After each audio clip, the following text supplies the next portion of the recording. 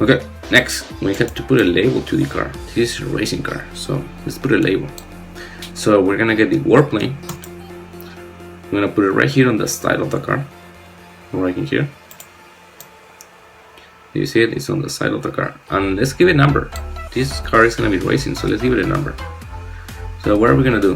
We're gonna scroll down on basic shapes right here, select text. You see the text in here? We're gonna select it. Right click it, put it in here.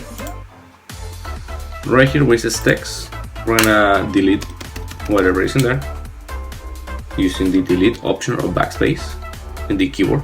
And then just type a number. I'm gonna use 57. Now let's make it smaller. So you're gonna click on the number. This 29 or whatever number is showing on your computer, let's make it 10. And this 20 on the left or whatever number is showing on your computer, let's make it also 10. Now let's move the number to here. But if you move the view, you can see that it's kind of like sticking out of the car. So we don't want that. So using this 10 right in here, you're gonna click on that 10 and make it a 2. There you go. Much better. Now we have a number. Okay, now we need to put EIS somewhere in there because this one is the EIS racing car. So we're gonna put the warplane. Click on the warplane. We're gonna put it on top. We're gonna get the text. Click on the text. Put it on top. We're gonna rotate the text using this arrow in here. You have to make sure that it's red, because if you click it and it's not selected, it's not gonna do anything. So click on the arrow, move it 90 degrees. Let's put in there EIS. And now let's make it smaller.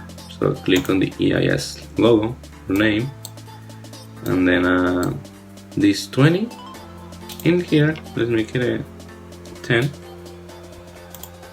This 43 in here, let's make it a 20. And there you go. We can also make that a little bit smaller. So this 10 in here, let's make it a 5. Much better. Warplane, bring it back to the bottom. We're gonna select everything.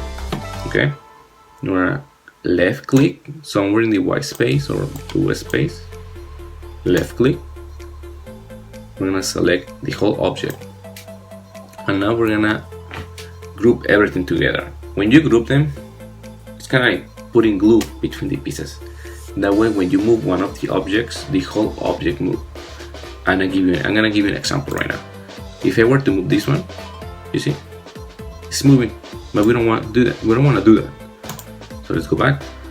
We're gonna move the whole car. So select everything, group it together, click on group. Now it's grouped, but it's one color. We don't want that. So click on solid, multicolor, right in here, multicolor. And now it's multicolor, and I can move it around. Now, what I want you to do on your keyboard, look for shift, SHIFT, shift. Okay, do you see it? Click on the car, hold shift, click shift and hold it. Now click on any corner of the car, like this one in here, click it, and now you can resize your car. So that way you can print it on any size you want. If you have a really big printer, you can make it bigger. If you have a smaller printer, make it smaller. Also remember that the bigger the object, the longer it's gonna take to print. So yeah, let's resize this one any size you want to. That's a good size, I guess. Yeah, 63 millimeters, so that's 6 centimeters, that's a good size, 6 centimeters. Okay, so export right in here. You want to choose STL. Click it. downloading, save file, click OK. There you go. Yeah, now it's ready for printing. Give it a try, send us a picture or tag EIS. Hashtag EIS San Diego. Okay, thank you for watching.